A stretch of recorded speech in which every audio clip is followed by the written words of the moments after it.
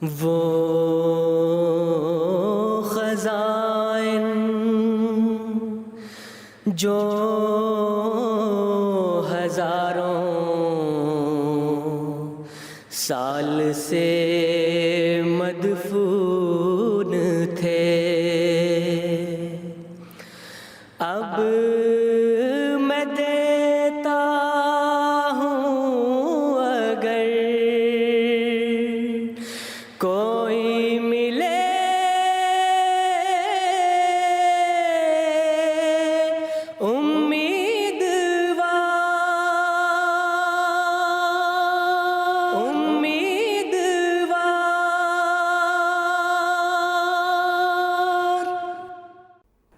اعوذ باللہ من الشیطان الرجیم،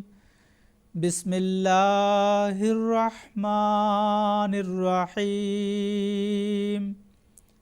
درس از تحریرات حضرت مسیح موعود علیہ السلام۔ توبہ و استغفار کے بارے میں حضرت مسیح موعود علیہ السلام فرماتے ہیں، ظاہر ہے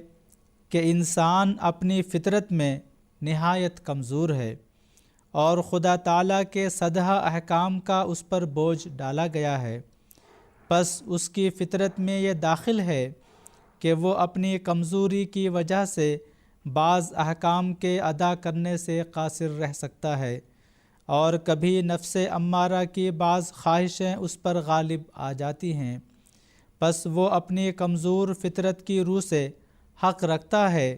کہ کسی لغزش کے وقت اگر وہ توبہ اور استغفار کرے تو خدا کی رحمت اس کو ہلاک ہونے سے بچا لے۔ اس لیے یہ یقینی امر ہے کہ اگر خدا توبہ قبول کرنے والا نہ ہوتا تو انسان پر یہ بوجھ سدہ احکام کا ہرگز نہ ڈالا جاتا۔ اس سے بلا شبہ ثابت ہوتا ہے کہ خدا تواب اور غفور ہے، اور توبہ کے یہ معنی ہیں کہ انسان ایک بدی کو اس اقرار کے ساتھ چھوڑ دے کہ بعد اس کے اگر وہ آگ میں بھی ڈالا جائے تب بھی وہ بدی ہرگز نہیں کرے گا۔ پس جب انسان اس صدق اور عزم محکم کے ساتھ خدا تعالیٰ کی طرف رجوع کرتا ہے تو خدا جو اپنی ذات میں کریم و رحیم ہے وہ اس گناہ کی سزا معاف کر دیتا ہے، اور یہ خدا کی اعلیٰ صفات میں سے ہے کہ توبہ قبول کر کے ہلاکت سے بچا لیتا ہے، اور اگر انسان کو توبہ قبول کرنے کی امید نہ ہو تو پھر وہ گناہ سے باز نہیں آئے گا۔ عیسائی مذہب بھی توبہ قبول کرنے کا قائل ہے، مگر اس شرط سے کہ توبہ قبول کرنے والا عیسائی ہو، لیکن اسلام میں توبہ کے لیے کسی مذہب کی شرط نہیں ہے۔ ہر ایک مذہب کی پابندی کے ساتھ توبہ قبول ہو سکتی ہے، اور صرف وہ گناہ باقی رہ جاتا ہے جو کوئی شخص خدا کی کتاب اور خدا کے رسول سے منکر رہے، اور یہ بالکل غیر ممکن ہے کہ انسان محض اپنے عمل سے نجات پا سکے،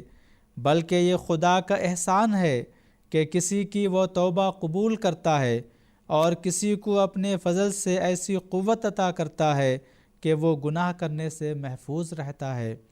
چشمہ معرفت، روحانی خزائن، جلد 23، صفحہ نمبر 189 اور 190۔ پھر آپ علیہ السلام فرماتے ہیں، یاد رہے کہ توبہ اور مغفرت سے انکار کرنا در حقیقت انسانی ترقیات کے دروازے کو بند کرنا ہے،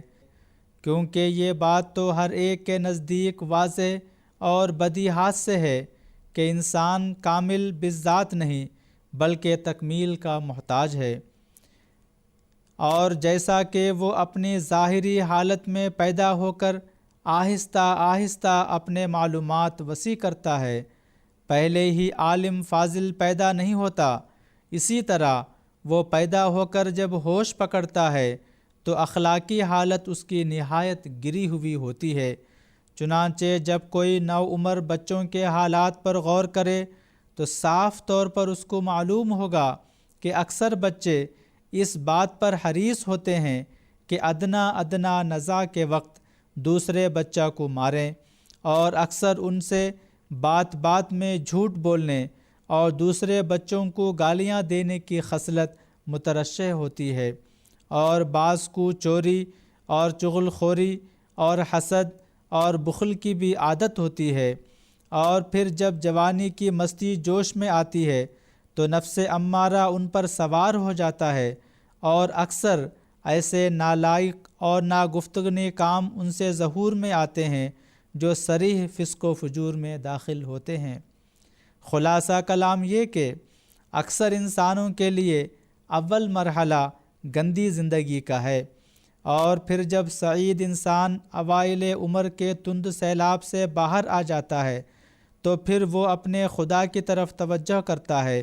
اور سچی توبہ کر کے ناکردگنی باتوں سے کنارہ کش ہو جاتا ہے اور اپنی فطرت کے جامہ کو پاک کرنے کی فکر میں لگ جاتا ہے۔ یہ عام طور پر انسانی زندگی کے سوانح ہیں جو نوع انسان کو طے کرنے پڑتے ہیں۔ پس اس سے ظاہر ہے کہ اگر یہی بات سچ ہے کہ توبہ قبول نہیں ہوتی تو صاف ہوتا ہے کہ خدا کا ارادہ ہی نہیں کہ کسی کو نجات دے۔ چشمہ معرفت روحانی خزائن جلد 23 صفحہ نمبر 192۔